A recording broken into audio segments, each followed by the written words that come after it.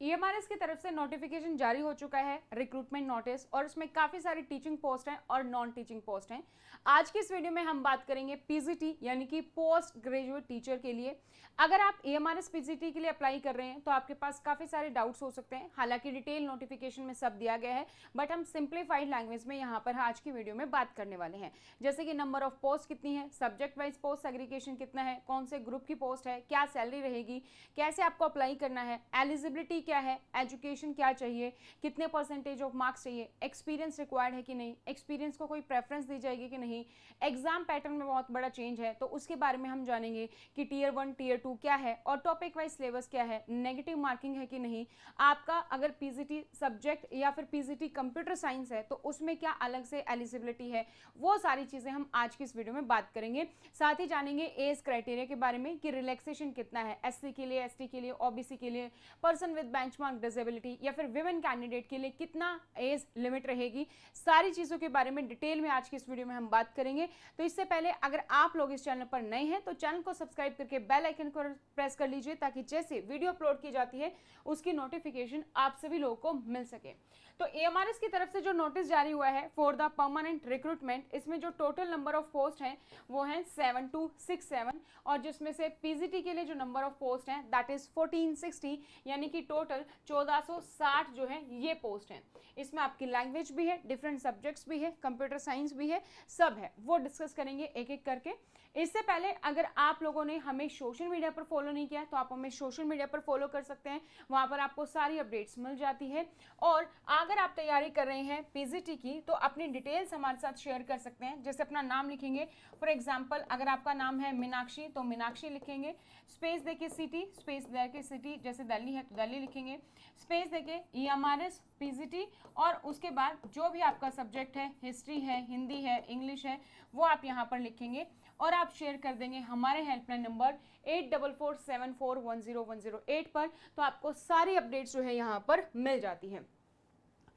इसके बाद अगर हम बात करें तो स्टडी पोर्टल आपकी प्रिपरेशन में कैसे हेल्प कर सकता है। स्टडी पोर्टल आपको प्रोवाइड करता है नोट्स जो कि आपको कोरियर के माध्यम से डिलीवर किए जाते हैं, लाइव और रिकॉर्डेड बैचेस हैं, टेस्ट सीरीज है और इंटरव्यू बैचेस भी हम यहाँ पर आपको प्रोवाइड करते हैं। तो हमारे पास कोर्स अवेलेबल है for all teaching exams, PRT, TGT, PGT, principal, vice principal, assistant commissioner, finance officer, central government rules या फिर आपका एएसओ है, एसएसए, जेएसए, एमसीआरई, सभी के लिए कोर्स अवेलेबल है।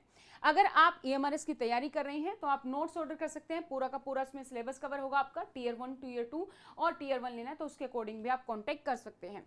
अगर आप हमारे कोर्सेज के साथ जुड़ना चाहते हैं तो आपको हमारी ऐप डाउनलोड करनी होगी, स्टडी पोर्टल एकेडमी, जिसका लिंक आपको नीचे डिस्क्रिप्शन बॉक्स में मिलेगा। आपको जो है इस तरीके से टीयर 1 का आपको सिलेबस मिल जाएगा, common batch for tier 1 EMRS PGT के लिए, एंड देन फिर आप टीयर 2 के साथ लेना चाहते हैं तो वो भी अवेलेबल है, या फिर टीयर 2 का टीयर 1 क्लियर होने के बाद आप सेपरेट भी ले सकते हैं, दोनों ऑप्शंस यहाँ पर अवेलेबल है। अब हम बात करते हैं पोस्ट की। तो टोटल नंबर ऑफ पोस्ट जैसे कि मैंने आपको बताया वो कितनी है, हमारे पास 1460 है, यानी कि 1460 पोस्ट हैं पीजीटी लेवल पर।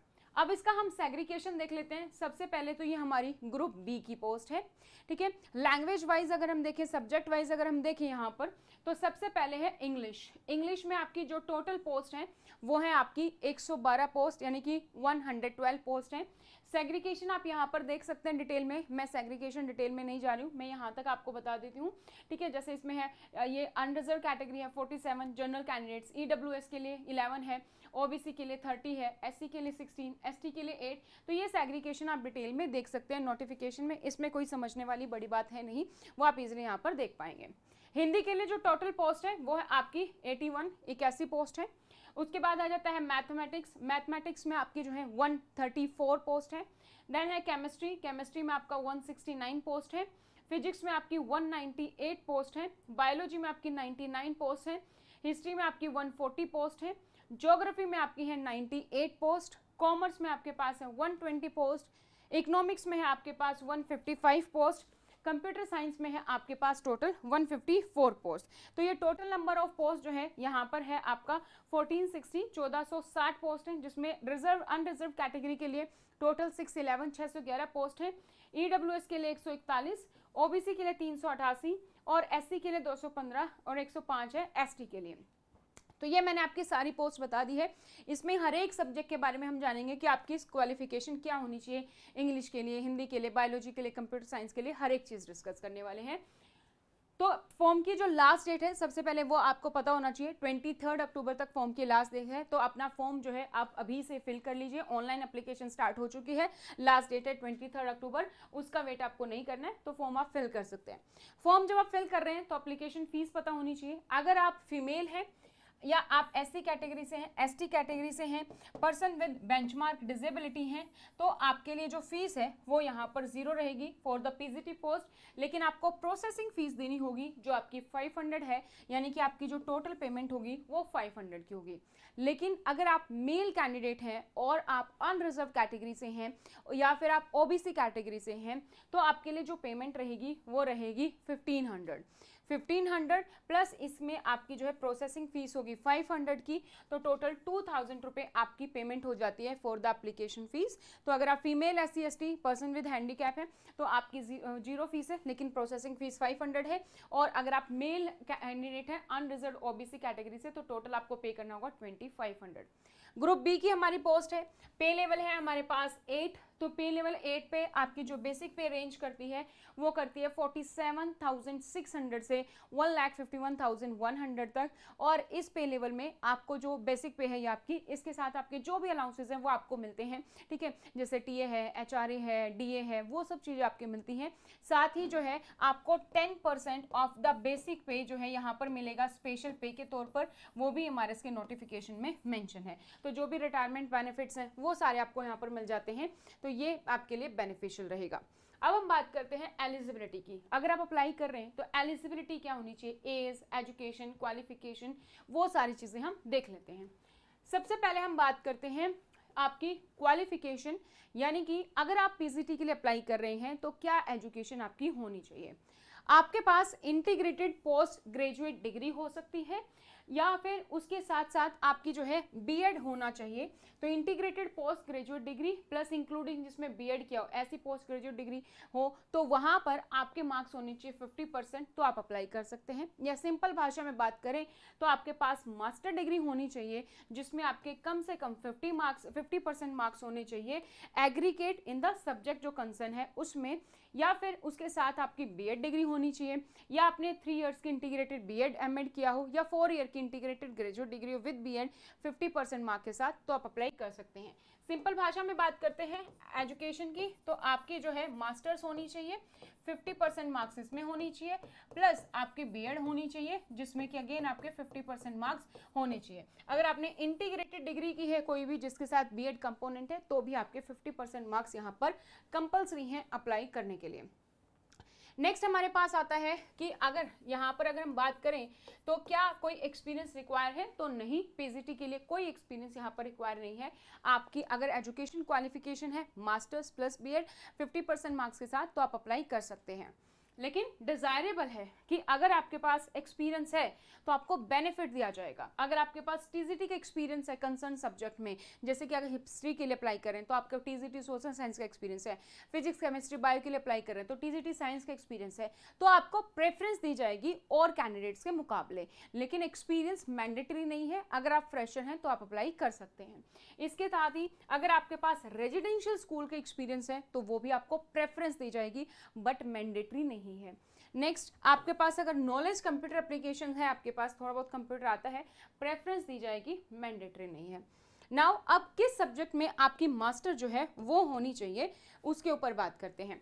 लैंग्वेज हमारी सिंपल है, अगर आप पीजीटी इंग्लिश के लिए अप्लाई कर रहे हैं तो मास्टर डिग्री में आपका सब्जेक्ट इंग्लिश होना चाहिए।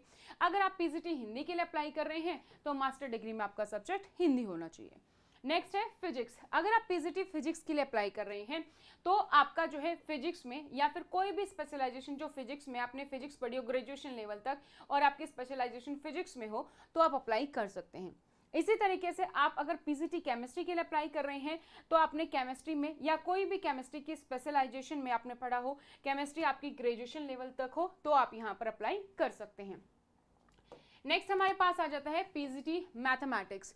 पीजीटी मैथ्स के लिए अगेन आपकी मैथमेटिक्स या फिर जो भी स्पेशलाइजेशन इन मैथ में आपने पढ़ा हो, ग्रेजुएशन लेवल तक मैथ है, आप अप्लाई कर सकते हैं। इकोनॉमिक्स में भी आपको इकोनॉमिक्स या स्पेशलाइजेशन है इकोनॉमिक्स में और ग्रेजुएशन तक आपकी इकोनॉमिक्स है तो आप अप्लाई कर सकते हैं। बायोलॉजी की बात करें तो बायोलॉजी में आपकी बायोलॉजी, जूलॉजी, बॉटनी, कोई भी स्पेशलाइजेशन है बायोलॉजी की तो वो आप यहाँ पर अप्लाई कर सकते हैं और ग्रेजुएशन में आपके ये सब्जेक्ट्स रहे हों। Next we have PGT history.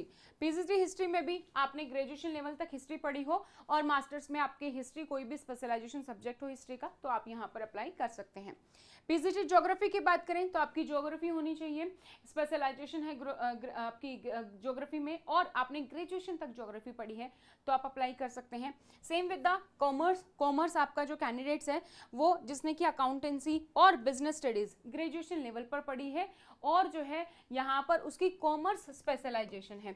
यहाँ पर नोट दिया गया है कि holders of degree of MCom in economics shall not be eligible. तो अगर आपने एमकॉम किया है और आपके पास इकोनॉमिक्स में आपने किया है तो आप अप्लाई नहीं कर सकते। अकाउंट्स एंड बिजनेस स्टडीज यहाँ पर होना मैंडेटरी है। अब हम बात करते हैं कंप्यूटर साइंस की। कंप्यूटर साइंस में हमारा थोड़ा सा एलिजिबिलिटी अलग हो जाती है एज कंपेयर टू अदर्स। अभी हमने पढ़ा था मास्टर्स प्लस आपकी बीएड होनी चाहिए 50-50% मार्क्स के साथ दोनों में। अब अगर हम पीजीटी कंप्यूटर साइंस की बात करें तो आपकी एमएससी होनी चाहिए, एमएससी कंप्यूटर साइंस हो या फिर आईटी इंफॉर्मेशन टेक्नोलॉजी में है, एमसीए आपने किया है या एमटेक किया है आपने कंप्यूटर साइंस या आईटी से किसी भी रिकॉग्नाइज्ड इंस्टीट्यूट से और आपके एटलीस्ट 50% मार्क्स हैं तो आप यहाँ पर अप्लाई कर सकते हैं फॉर पीजीटी कंप्यूटर साइंस। अब क्वेश्चन आता है अगर मैं पीजीटी कंप्यूटर साइंस के लिए अप्लाई कर रहा हूँ या कर रही हूँ तो क्या मुझे बीएड की जरूरत है? नहीं, एज ऑफ नाउ बीएड की जरूरत नहीं है, बट आप चाहे किसी भी गवर्नमेंट एग्जाम में जाओ, ईएमआरएस जाओ, एनयूएस जाओ, केवीएस जाओ, कहीं पर भी जाओ, आपके लिए मैंडेटरी है बीएड करना। अगर आप यहाँ पर सेलेक्ट हो जाते हैं उसके बिना आपका प्रमोशन नहीं होगा और क्लियरली यहाँ पर मेंशन है कि फॉर फ्यूचर प्रमोशन जो है बीएड रिक्वायर्ड होगी, बीएड के बिना आपका प्रमोशन नहीं होगा। अभी आप अप्लाई कर सकते हैं, सेलेक्ट हो सकते हैं, पढ़ा सकते हैं, लेकिन उसके बाद बीएड जरूर करें अगर आपने अभी तक नहीं की है तो। नेक्स्ट हम बात करते हैं एज लिमिट की। एज लिमिट हमारी क्या रहेगी? एज लिमिट क्या है? एज लिमिट अगर हम बात करें तो for PGT post maximum age जो है वो है 40 इयर्स और कट ऑफ डेट यहाँ पर रहेगी जो हमारी फॉर्म भरने की लास्ट डेट है यानी कि 23 अक्टूबर 2025।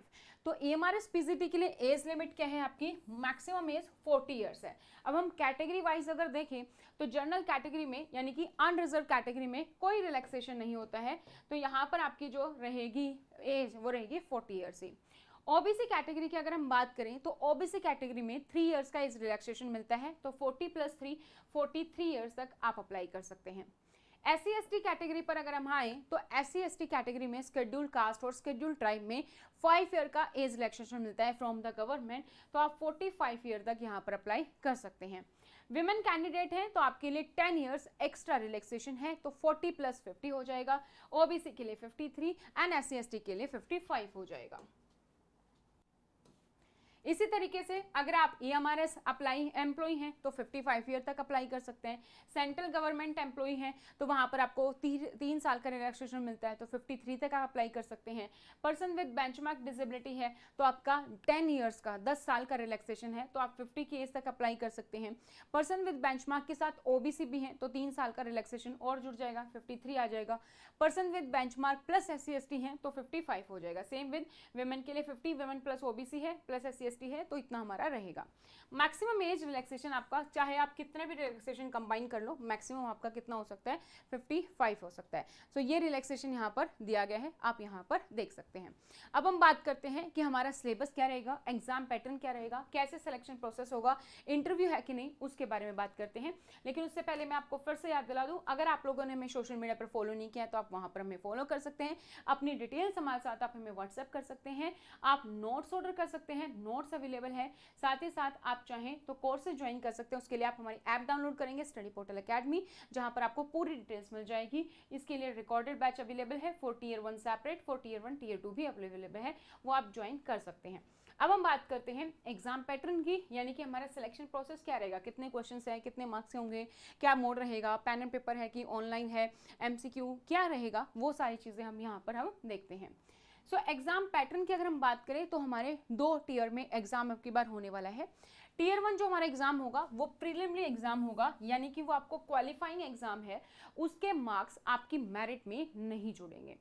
टीयर 1 अगर आप क्लियर करते हैं जो कि पोस्ट का 10 टाइम्स होगा, तो वो कैंडिडेट सेलेक्ट होंगे फॉर टीयर 2, और टीयर 2 में आपकी चेक की जाएगी subject knowledge, purely subject base पे आपका ये पेपर होगा। तो सिलेबस भी देखते हैं।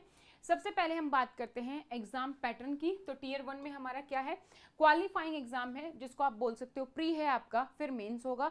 तो ये क्वालिफाइंग एग्जाम है, ये आपको जस्ट क्वालिफाई करना है, इसके मार्क्स आपके मेरिट में नहीं जोड़ेंगे। तो एग्जाम जो है आपका ऑब्जेक्टिव टाइप है, एमसीक्यू जो है वो क्वेश्चंस होंगे। टोटल जो आपका पेपर है वो है 100 मार्क्स का, जो क्वालिफाइंग है। लेकिन इन 100 मार्क्स को क्वालिफाई करने से पहले एक 20 मार्क्स का पोर्शन और आपको इसके साथ मिलेगा, जो लैंग्वेज कॉम्पिटेंसी है, जिसमें से आपको मार्क्स लेकर आने हैं 40%। अगर आप इस 20 में से 8 मार्क्स लेकर आते हो, हिंदी 4, इंग्लिश 4, तो ही आपका ये 100 नंबर का पेपर चेक होगा। अगर आप जो है 20 में से 8 नंबर नहीं लेकर आते हैं तो आपका ये पेपर चेक नहीं होगा।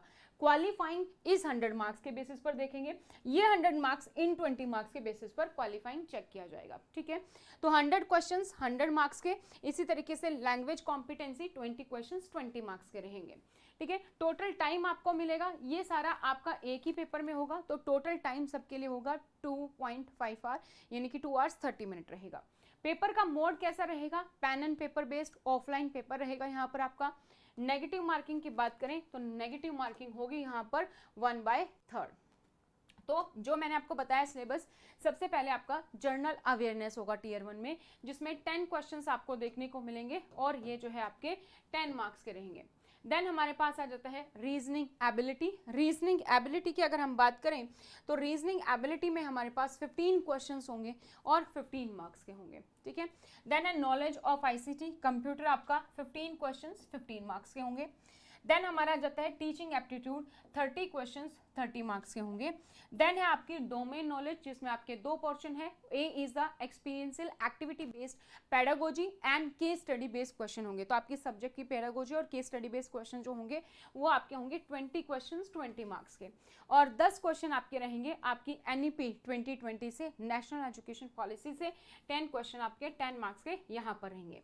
तो टोटल ये आपका है 100 मार्क्स का पेपर। ठीक है, इसके साथ ही 20 क्वेश्चन और आपको मिलेंगे, जो मिलेंगे लैंग्वेज कॉम्पिटेंसी के, 10 क्वेश्चन हिंदी के, 10 क्वेश्चन इंग्लिश के, यानी कि 20 क्वेश्चन आपके 20 नंबर के। पहले ये चेक किया जाएगा, अगर इसमें आपके 8 नंबर है तो आपका 100 मार्क्स का पेपर चेक किया जाएगा। टीयर 1 में ये सारा इकट्ठा है। सो ये वाला जो पार्ट है वो आपका क्वालिफाइंग नेचर है, और इसमें आपको मिनिमम 40% चाहिए, यानी कि 20 में से आपके 8 नंबर होने चाहिए यहाँ पर लैंग्वेज कॉम्पिटेंसी में। आप जो टीयर 1 में शॉर्टलिस्ट होंगे, और जो शॉर्टलिस्ट का नंबर रहेगा वो आपकी पोस्ट का 10 टाइम्स रहेगा, उसको शॉर्टलिस्ट किया जाएगा फॉर टीयर 2। टीयर 2 में वो कैंडिडेट आएगा।